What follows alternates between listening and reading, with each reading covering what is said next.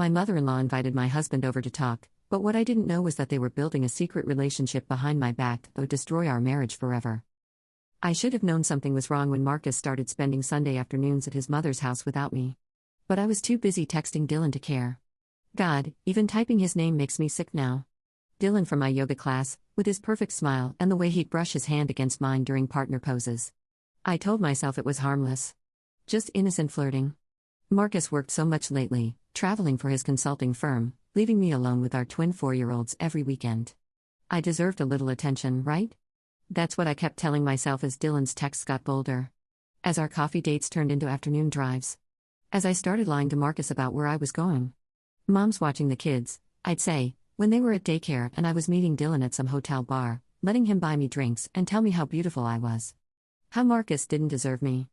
I was too young and vibrant to be tied down to someone who barely noticed me anymore. The first time we kissed, I told myself it was just a mistake. A moment of weakness after 3 Cosmos, and his hand on my thigh. But I went back the next week. And the week after that. Marcus never suspected a thing. He was always so trusting, so focused on providing for us.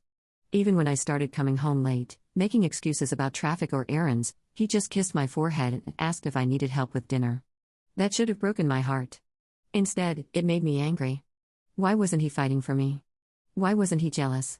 Why didn't he notice that I'd started wearing makeup to yoga class and buying new lingerie that he had never seen? The Sunday, everything changed. Marcus left early for his mother's house. She wants to discuss something important, he said, grabbing his keys. Wedding planning stuff for my sister, I think. I barely looked up from my phone.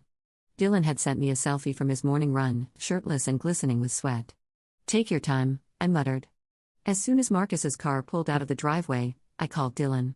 He's gone for the afternoon, I whispered, even though the kids were at a sleepover and the house was empty. Perfect, Dylan said, and I could hear that predatory smile in his voice. I'll be right over. I spent the next hour getting ready, showering, and perfuming every inch of my body, choosing the black lace set I'd hidden in the back of my underwear drawer. I lit candles. I opened wine. I convinced myself this was about me taking control of my happiness. When Dylan arrived, he didn't even pretend to make small talk. His hands were on me before I'd fully opened the door, pushing me against the hallway wall, his mouth hungry and demanding. We stumbled toward the living room, leaving a trail of clothes on the hardwood floors Marcus had installed himself last summer. I've been thinking about this all week, Dylan breathed against my neck as we collapsed onto the couch where Marcus and I watched Netflix every night. Where we'd held our babies during their first weeks home from the hospital. Marcus had proposed 3 years ago with his grandmother's ring. I pushed those thoughts away and pulled Dylan closer. I wanted to feel wanted. I wanted to feel alive. I wanted to feel like I mattered to someone, even if it was the wrong someone. We made love on that couch like desperate teenagers, and for 45 minutes, I forgot about everything else. I forgot about Marcus's long hours and my loneliness and the growing distance between us. I forgot about our marriage vows and our children and the life we'd built together. I forgot about everything except Dylan's hands on my skin and the way he looked at me like I was the only woman in the world. Afterward, we lay tangled together, his fingers tracing patterns on my bare shoulder. Leave him, he whispered. We could be so good together. You know, we could. I was about to answer when I heard Marcus's key in the front door. I hissed, shoving Dylan off me. He's back early. The next 60 seconds were pure panic. Dylan grabbed his clothes, Ian threw on my robe, both of us racing around like teenagers caught by parents. I shoved him toward the back door just as Marcus's footsteps echoed in the foyer. Honey? Marcus called out. I'm home. Coming, I yelled back, my heart hammering so hard I was sure he'd hear it from 3 rooms away. I made it to the hallway just as Marcus rounded the corner, and for a split second, I thought we'd gotten away with it. But then I saw his face. He looked different. Older somehow. There were lines around his eyes I hadn't noticed before, and something hollow in his expression that made my stomach clench. How was your mom's? I asked, trying to sound casual while mentally cataloging whether Dylan had left anything behind. Marcus stared at me for a long moment, taking in my flushed cheeks and hastily thrown on robe. Interesting, he said finally. Very interesting conversation. He walked past me toward the kitchen, and I caught a whiff of his cologne mixed with something else. Perfume. Floral and expensive and mine. What did you talk about? I pressed, following him. Marcus opened the refrigerator and grabbed his movements careful and controlled. Mom had some concerns, he said without looking at me. About our marriage. My heart returned to ice. What kind of concerns? He took a long sip of his, And when he finally met my eyes, there was something there I'd never seen before. A coldness that made me want to step backward. "She thinks one of us might be having an affair," he said quietly. The words hit me like a physical blow. I opened my mouth to deny it, to act outraged, to do whatever it took to deflect suspicion. But Marcus held up a hand to stop me. "Don't," he said, his voice deadly calm. "Just don't." He walked past me again, heading for the stairs. "I'm going to shower," he said without turning around. "Then we need to talk." I stood alone in our kitchen, surrounded by the life we'd built together, and felt everything I'd taken for granted beginning to crumble around my feet. In the living room, Dylan's cologne still hung in the air like evidence of my betrayal. The couch cushions were askew from our desperate fumbling, and there, on the coffee table next to the candles I'd lit for another man, sat Marcus's wedding ring. He'd taken it off at his mother's house. He'd taken it off and left it there like a statement, like a surrender, like the beginning of the end. I picked up the ring with shaking fingers, and for the first time since this whole nightmare began, I understood what I'd done. I hadn't just cheated on Marcus. I destroyed us both. And somehow his mother had known it was happening before I'd even fully admitted it to myself. The shower upstairs ran for 45 minutes. I sat on our bed, still in my robe, holding Marcus's wedding ring and trying to figure out how everything had gone so wrong so fast. When the water finally stopped, I braced myself for the conversation that would either save or end my marriage. But Marcus walked out of the bathroom fully dressed, car keys already in his hand. "Where are you going?" I asked. "Back to Mom's," he said without looking at me. "She's expecting me." "Marcus, wait. We need to talk about this." He paused at the bedroom door, his shoulders rigid. "We will. But first, I need to understand exactly what I'm dealing with." The way he said it, so cold and clinical, made my stomach twist. This wasn't the Marcus I knew, the one who'd held me through food and panic, who cried during Pixar movies and left me love notes in my lunch bag. This Marcus was a stranger. After he left, I called Dylan 17 times. Straight to voicemail. I texted him frantically, begging him to call me back, to tell me what to do. Nothing. It was like he'd vanished the moment things got complicated. The kids came home from their sleepover Sunday evening, full of stories about movies and junk food and staying up too late. Emma crawled into my lap during dinner, her small hands sticky with ketchup, and asked where Daddy was. "He's at Grandma Pat's," I said, forcing a smile. "He'll be home soon." But he wasn't. He didn't come home that night, or the next morning when I had to explain his absence again. I called his office and was told he'd requested emergency family leave. I called his mother's house and got voicemail. By Tuesday, I was desperate enough to drive over there myself. Patricia Donnelly lived in the same pristine colonial where Marcus had grown up, all manicured hedges and fresh paint and judgment. She'd never liked me, not from the moment Marcus introduced us 6 years ago. I was too young, too impulsive, too much of everything she thought her precious son deserved better than. But she'd been civil, at least. Cold but polite. Christmas gifts that were practical rather than thoughtful, compliments that felt like backhanded criticisms, but nothing outright hostile. Until now. She answered the door before I could knock, like she'd been watching for me through the lace curtains.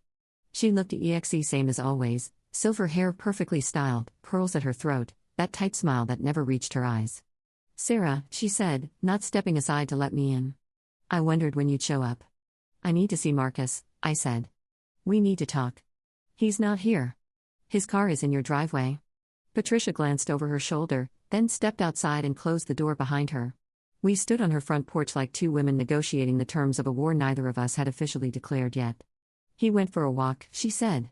"He needed some air after our conversation this morning." "What conversation?" "Patricia, what is going on here?" Her eyebrows rose slightly at my language, and I realized I'd just given her exactly the ammunition she'd been looking for. Proof that I was as crude and inappropriate as she'd always suspected. "I think you know," she said calmly. "The question is whether you're prepared to face the consequences of your choices." My heart was pounding so hard I felt dizzy. "I don't know what you're talking about." Patricia reached into her purse and pulled out her phone. With a few taps, she turned the screen toward me, and my entire world imploded. It was a photo of me and Dylan at the hotel bar downtown, his hand on my thigh, both of us laughing at something he'd whispered in my ear. We looked intimate. Guilty. Like exactly what we were. "Where did you get this?" I whispered. "I've been having you followed for 6 weeks, Patricia said matter-of-factly, like she was discussing the weather. "Ever since Marcus mentioned how distant you'd become. How often were you out without explanation? How different you seemed." I stared at the photo, at my face flushed with desire, and felt like I was falling through space. "You hired a private investigator?" "I hired someone to protect my son's interests," she corrected. Someone very good at documenting infidelity cases. There are dozens more photos if you'd like to see them. Video footage too. Very compelling evidence for a divorce attorney. The word divorce hit me like a slap. You can't. Marcus wouldn't. Marcus, Patricia said, slipping the phone back into her purse, is a good man who deserves better than a faithless wife. He deserves someone who values the life he's worked so hard to build, someone who respects their marriage vows, someone who puts their children's needs above their own selfishness. Each word was a blade, precise and cutting, designed to inflict maximum damage. And it was working. I felt myself crumbling under the weight of her calm, methodical destruction. I made a mistake, I said, hating how weak my voice sounded. But I love Marcus. I love our family. You love the security Marcus provides, Patricia said. The house, the lifestyle, the social status. But you don't love him enough to be faithful to him. You don't love your children enough to protect their home. You don't even love yourself enough to make better choices. I wanted to scream at her, to deny everything, to fight back somehow. But every accusation she made was true, and we both knew it. What do you want from me? I asked finally. Patricia smiled then, and it was the most terrifying thing I'd ever seen. Sweet and satisfied, like she'd been waiting her whole life for this moment. I'm sorry, I whispered. I'm so sorry, Marcus. I never meant for this to happen. But it did happen, he said. Over and over again, for weeks. While I was working to support our family, while I was trusting you to be home taking care of our children, you were planning ways to betray everything we built together. It wasn't like that. It wasn't planned, it just happened. Marcus laughed, a sound so bitter it made me flinch. Affairs don't just happen, Sarah. They're a series of choices. You chose to flirt with him. You chose to meet him for drinks. You chose to lie to me about where you were going. You chose to bring him into our home. Every step of the way, you chose him over us. He was right, and that was the worst part. Every word he said was absolutely, devastatingly true.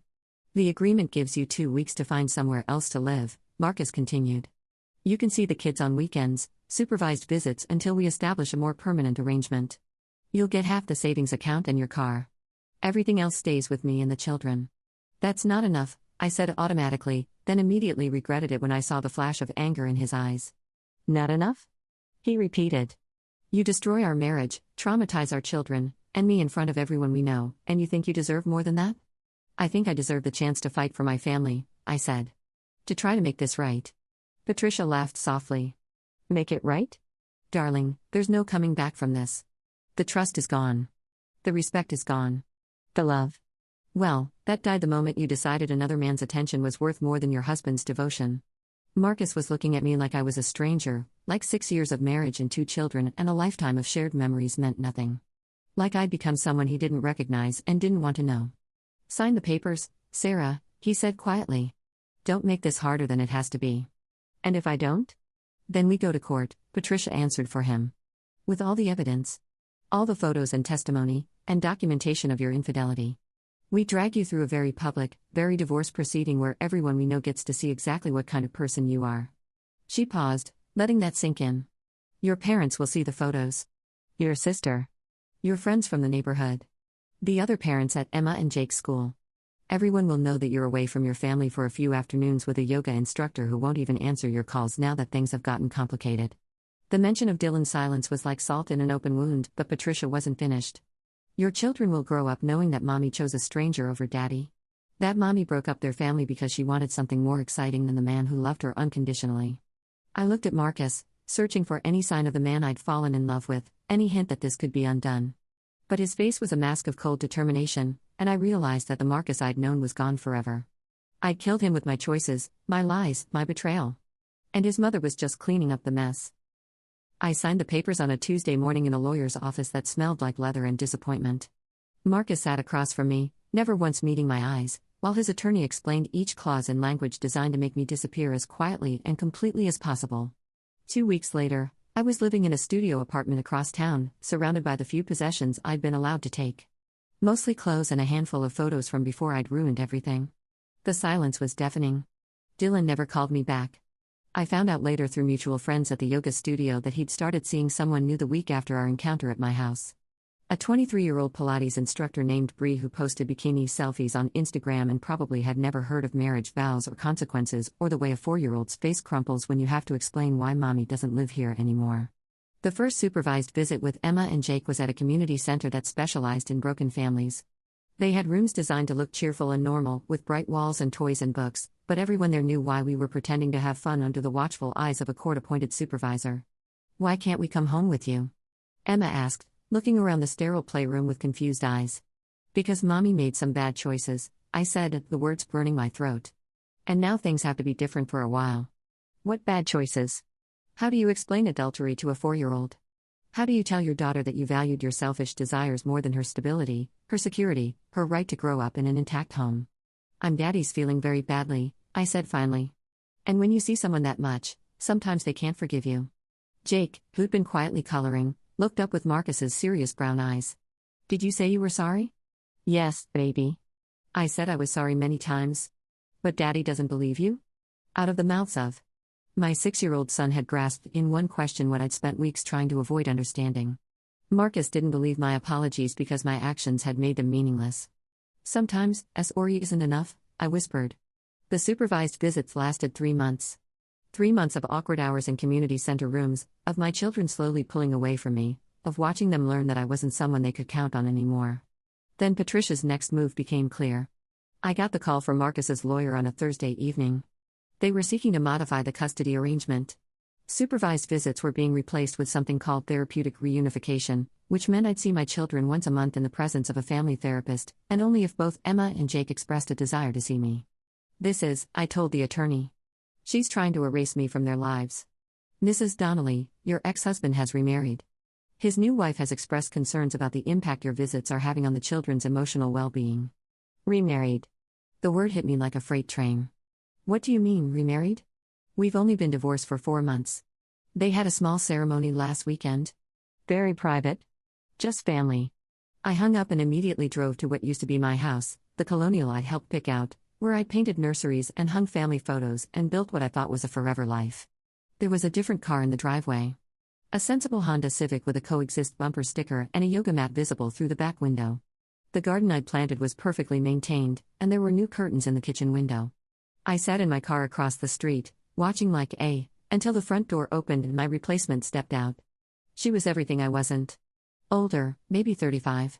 Serious looking, with no-nonsense hair and clothes that suggested responsibility rather than appeal.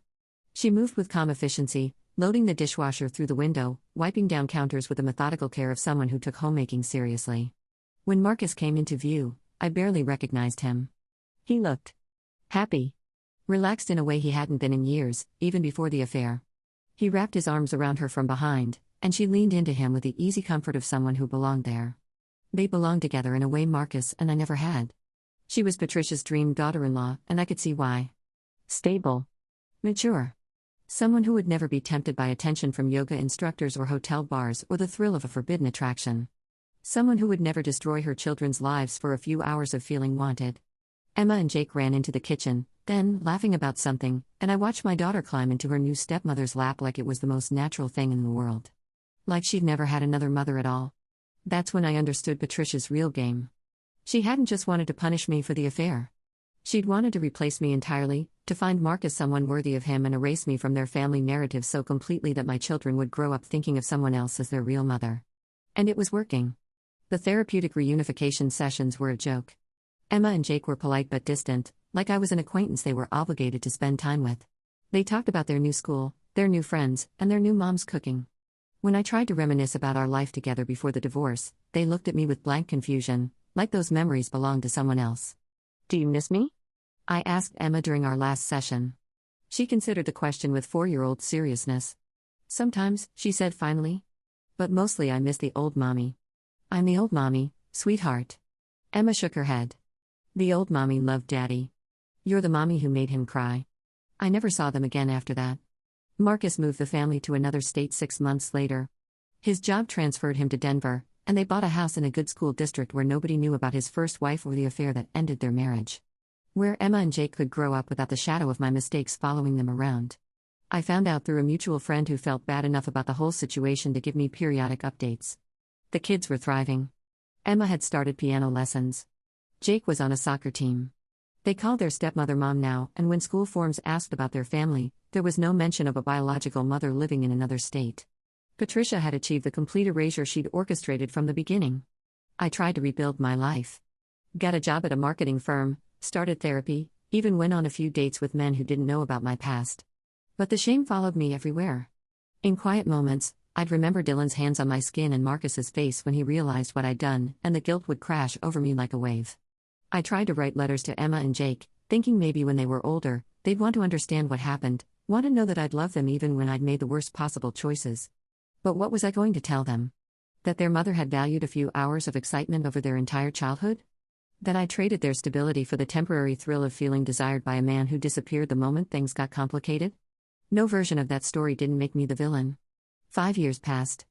I heard through the grapevine that Marcus had been promoted, that they'd bought a bigger house, that Emma was a straight-A student, and Jake had inherited his father's love of baseball. Normal family milestones that I should have been part of but had forfeited the right to witness. I thought about them every day. Wondered if they remembered me at all, if they ever asked their father about their first mother, if Patricia had successfully convinced them that I'd never existed or never mattered. On what would have been Emma's 10th birthday, I drove past their old house. A different family was living there now, kids' bikes scattered on the lawn and the swing set in the backyard where Marcus used to push our children on warm summer evenings. I sat in my car and cried for everything I'd lost, everything I'd thrown away for a few afternoons with a man whose last name I couldn't even remember now. That night, I finally understood what Patricia had known from the beginning. This wasn't just punishment for adultery.